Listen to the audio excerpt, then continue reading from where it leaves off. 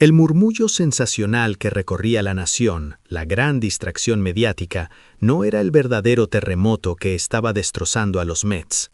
No, la verdadera catástrofe que sacudió los cimientos de Queens no fue el retiro repentino de algún lanzador talentoso con una cláusula misteriosa, sino la cruda, impactante realidad de perder a dos de sus pilares fundamentales, simultáneamente en el lapso de un solo día. La pregunta que flota en el aire, que quema en la garganta de los aficionados y los analistas por igual, es escalofriante. ¿Cómo es posible que los Mets, una franquicia famosa por su ilimitada capacidad financiera, hayan sufrido un colapso tan estructural y devastador? Los medios estadounidenses ya están señalando con el dedo.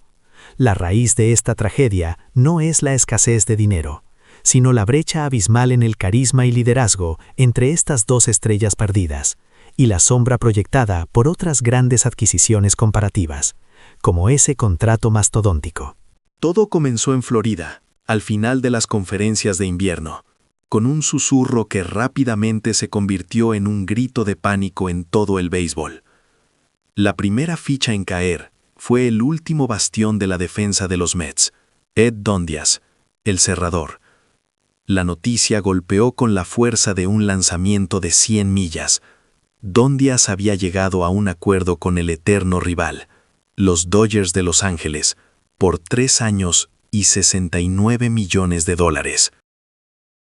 La pérdida de un jugador de 31 años, que había dominado el 9º inning durante años, habiendo participado en 344 partidos de por vida, fue un golpe devastador para la moral del aficionado. Pero lo que vino después, el día siguiente, no fue un alivio, sino un golpe de gracia. La noticia sensacional que sumió a los Mets en una espiral de agonía fue la partida de Pete Alonso. El corazón de la ofensiva, el producto de la academia, Alonso, se marchaba a los Orioles con un contrato épico de $150 millones por 15 años. Alonso había activado su cláusula de rescisión inmediatamente después del final de la temporada pasada, demostrando una confianza que se tradujo en el mejor salario promedio anual para cualquier primera base en el mercado. Un fenómeno estadístico. Las dos estrellas del equipo, el líder en jonrones y el líder en carreras impulsadas de la temporada anterior, desaparecieron en menos de 24 horas. Esto no es solo una reestructuración de plantilla, es una implosión. En lugar de fortalecerse, el núcleo del equipo se desintegró, exponiendo, como señalan numerosos medios, un problema estructural que aflige a una franquicia supuestamente rica. El exjugador de los Mets y comentarista de SNY, Ron Darling, no pudo ocultar su frustración. La decepción de los aficionados es lógica, totalmente justificada, declaró Darling con voz grave. Alonso fue la cara de los Mets durante 7 años, siempre batiendo récords, siempre rindiendo en los momentos cruciales. Su salida es un shock sísmico para este equipo. Si no reforzamos el ataque, si no traemos a un bateador de poder para reemplazar a Alonso, el equipo podría perder a 150 jugadores al año solo por desmoralización. Pero esta pesadilla de 24 horas es más que una simple deficiencia de talento superficial, apunta a un cáncer interno mucho más profundo.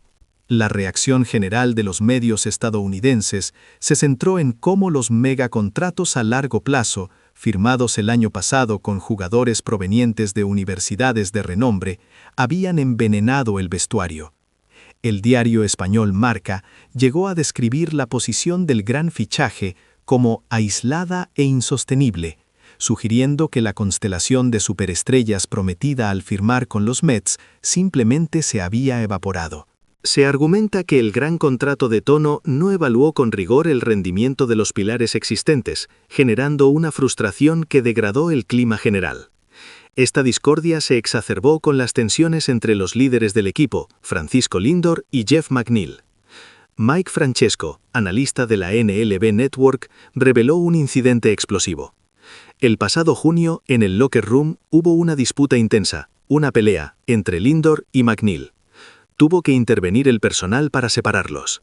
Este enfrentamiento, según el consenso, fue catalizado por el ambiente de desigualdad que impuso el megacontrato de Tono, aumentando la presión y los celos. El giro dramático es aún más doloroso. Incluso la relación entre Lindor, el líder del vestuario, y el propio Tono, un hombre de rutinas estrictas, se deterioró. Las conversaciones se redujeron, el ambiente era tan incómodo que el personal circundante lo notaba. Y la guinda del pastel amargo, la salida de Alonso, el jugador más importante del equipo, fue causada por la lentitud de la propia directiva. Las críticas llovieron sobre la gerencia por la constante vacilación en ofrecerle un contrato a largo plazo. Muchos argumentan que si hubieran cerrado esa extensión el año pasado, todo este desastre se habría evitado. Si el manager Kyogaku Fraser decidió fichar a Tono a pesar de las advertencias, la prioridad máxima debería haber sido asegurar a los jugadores clave existentes. Un bateador como Alonso es una anomalía, no se encuentra en cada esquina. El comentarista Rías criticó duramente el error estratégico de la franquicia, llamando a Alonso uno de los mejores finalizadores de su generación.